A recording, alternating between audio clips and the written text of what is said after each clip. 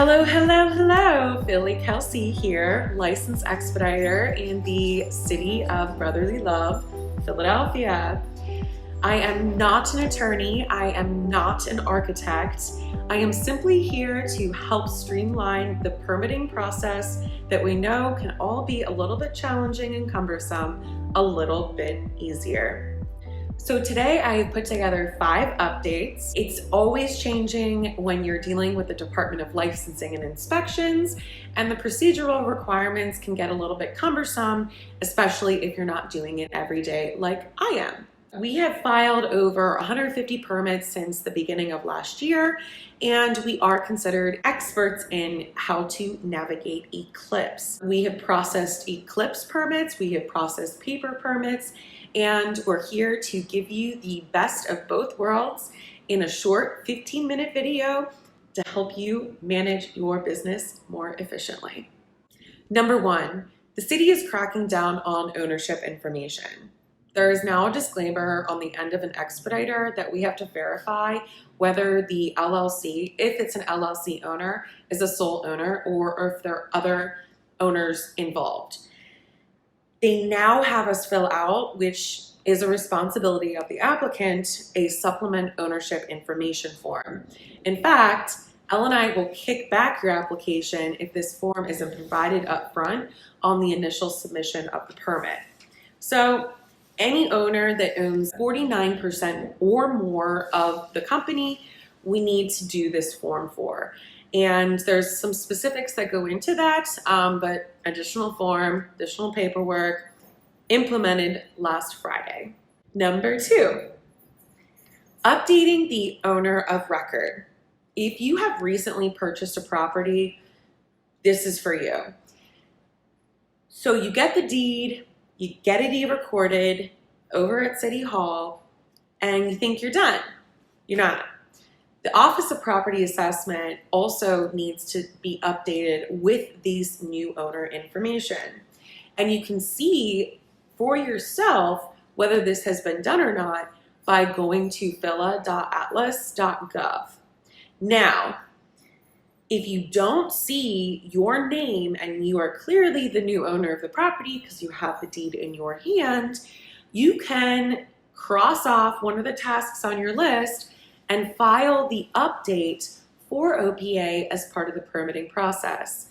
So when you're on eCLIPSE or in person, you provide the new updated owner information according to the deed, you submit the e-recorded deed or the signed settlement statement /HUD, and you're good to go.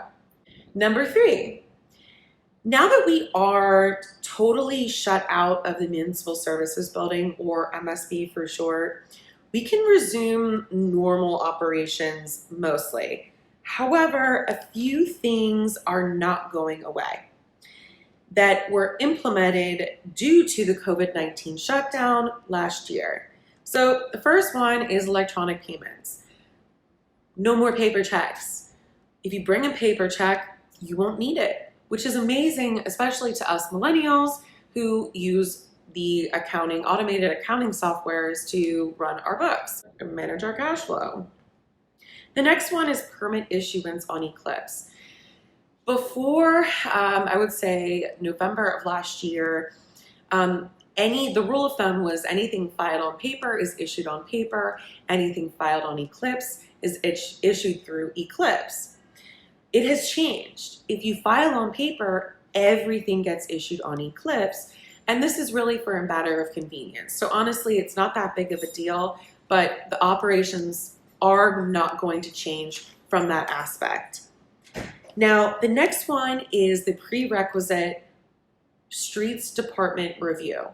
So if you are a homeowner and you're going for a permit, and say you're installing an egress window well that impedes into the sidewalk, you're putting a porch or even just steps down from the door, you're changing, altering any of that.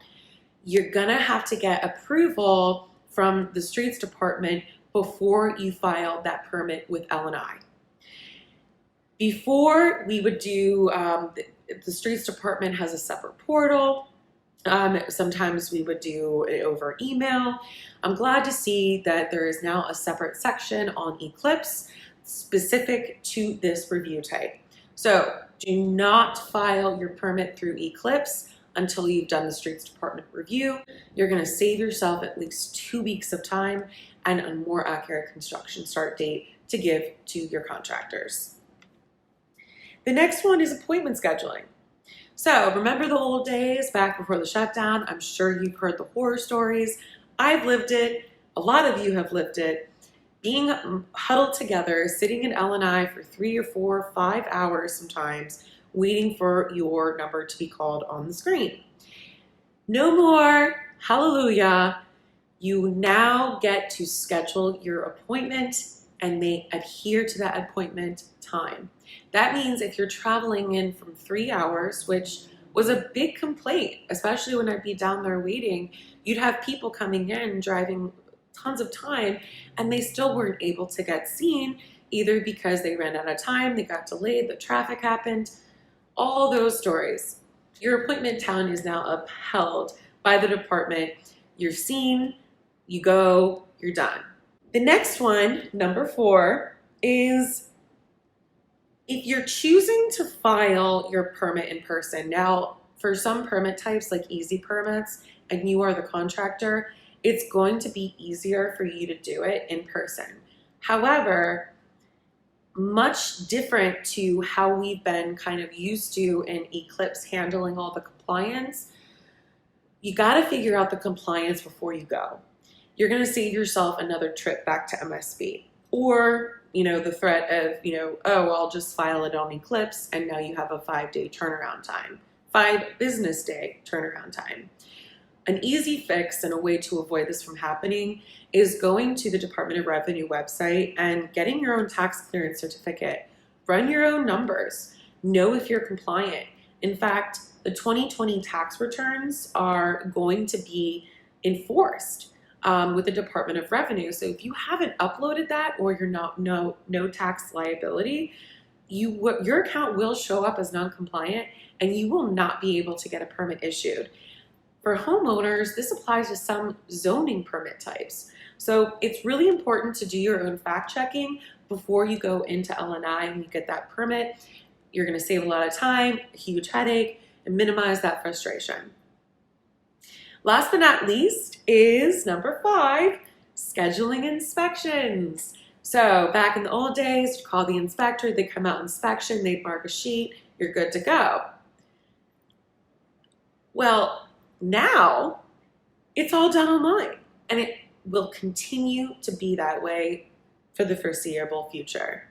Contractors have to verify their association of the permit through eCLIPSE, and I'm pretty sure as much as this is a liability check, it's more of a behavioral tactic that L&I is trying to get contractors more comfortable with using eCLIPSE, signing on, viewing the permits, everything all in one place. There's no more calling, there's no more back and forth, there's no more shuffling of paperwork, it's all done online.